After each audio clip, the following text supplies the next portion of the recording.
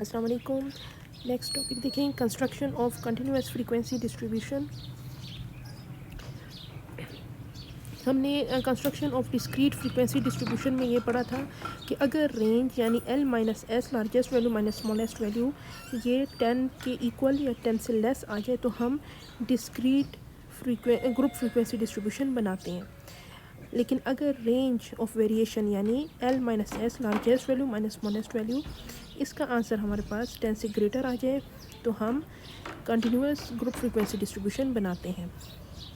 अब continuous group frequency distribution किस तरह बनाएंगे, ये साथ साथ थ्योरी भी पढ़ते हैं और एग्जांपल 1.4 भी सॉल्व करते हैं। सबसे पहले इसमें हमने रेंज फाइंड करना है।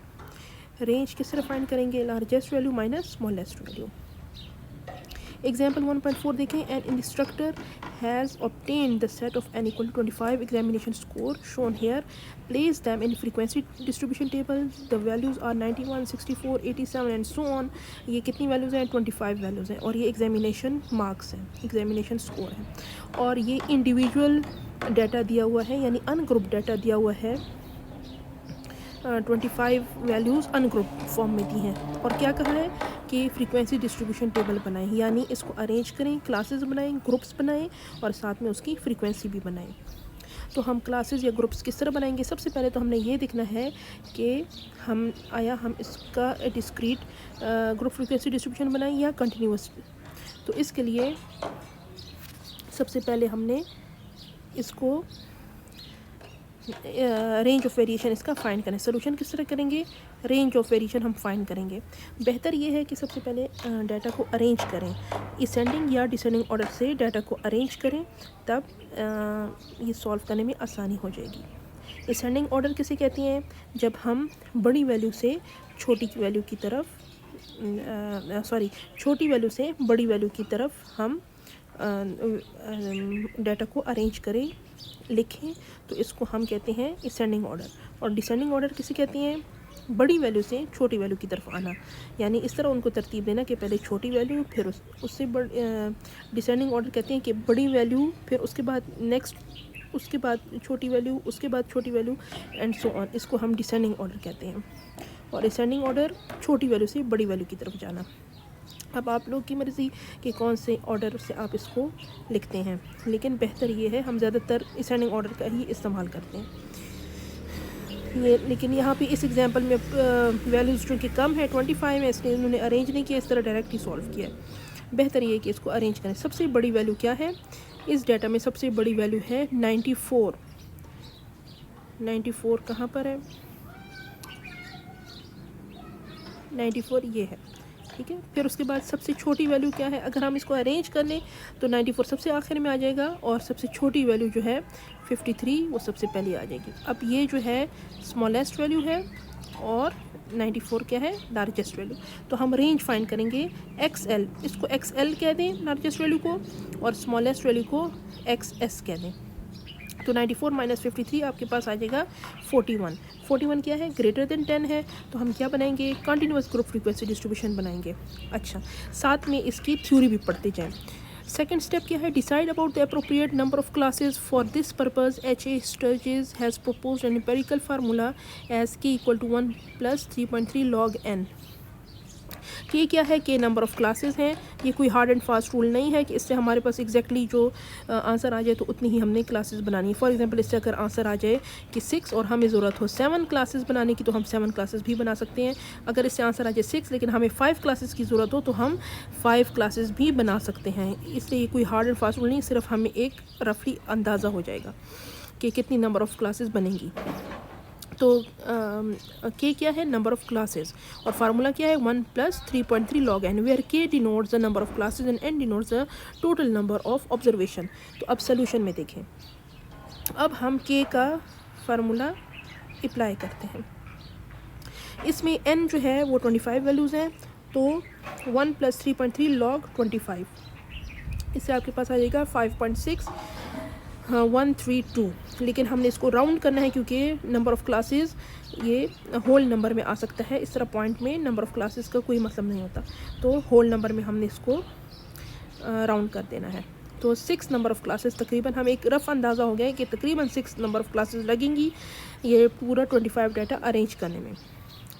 अच्छा, नेक्स्ट देखिए, नेक्स्ट स्टेप हम क्या करेंगे, third, find the class interval which is denoted by h and is defined as, ये एच का फार्मूला है, h equal to r divide by k. R क्या है, रेंज ऑफ वेरिएशन जो हम फाइंड कर चुके हैं, लार्जेस्ट माइनस स्मॉलेस्ट, और के क्या है, नंबर ऑफ क्लासेस 6, ये भी हम फाइंड कर चुके हैं। अब सोल्यूशन में देखें, नाउ एच हम फाइंड कर रहे हैं, 41 डिवाइड बाई 6 आपके पास आ जाएगा 6.833। तो बेहतर ये है कि एच को भी आप राउंड करें ताकि कैलकुलेशन आसान हो जाए। That is the width of the interval is approximately equal to 7। तो विड्थ ऑफ इंटरवल हो गई है 7, यानी हमने एक क्लास अगर 50 से शुरू किया तो नेक्स्ट क्लास हम कहाँ से शुरू करेंगे, तो इसको हम कहते हैं क्लास इंटरवल, क्लास विड्थ। तो हमारे पास ये आंसर आ गया 7H का।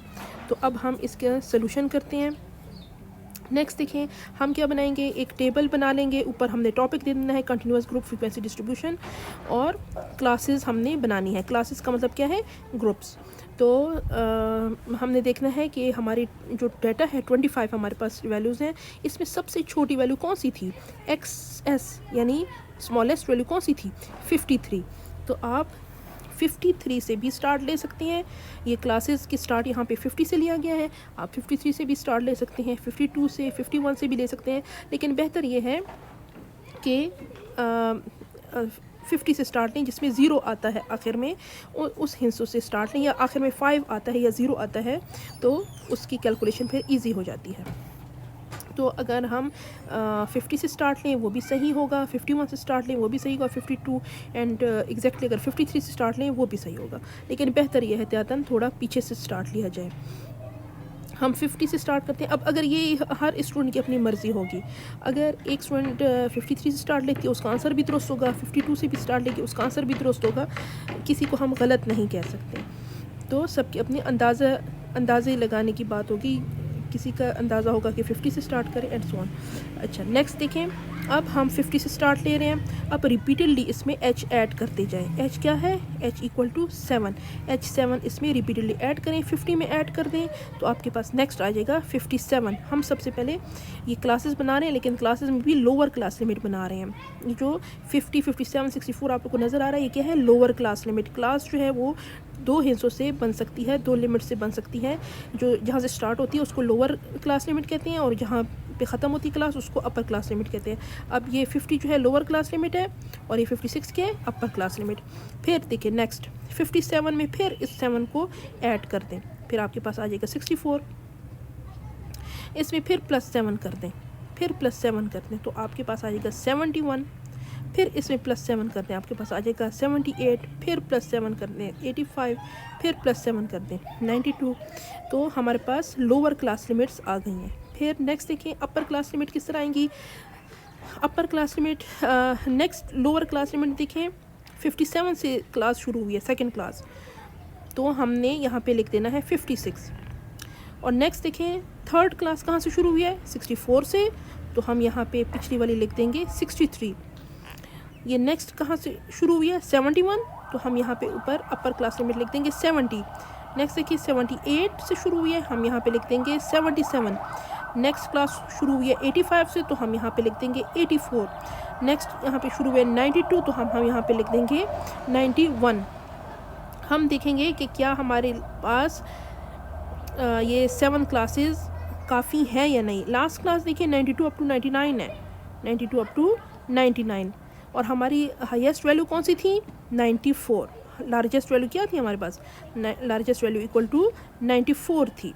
तो क्या 94 ये लास्ट क्लास में आ सकता है, इस रेंज में आ रहा है, जी आ रहा है, 94, 92 अप टू 99 के रेंज में आ रहा है। तो हमने ये ख्याल रखना है कि जो हमारी स्मॉलेस्ट वैल्यू है वो भी फर्स्ट क्लास में आ जाए और लार्जेस्ट वैल्यू भी लास्ट क्लास में अकर हो।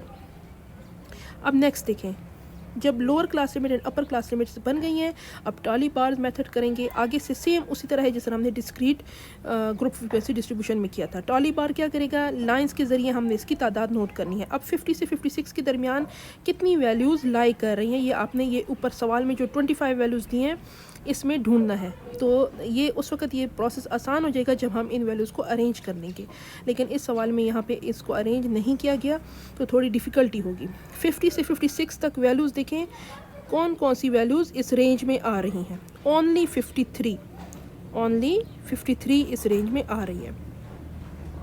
फिर नेक्स्ट देखें तो यहाँ पे आप लगा लें 1, टॉली बार में एक लाइन लगा दें। फिर नेक्स्ट देखें 57 से 63 के दरमियान कितनी वैल्यूज़ आ रही हैं। 57 से 63 के दरमियान एक आ रही है 60। नेक्स्ट देखें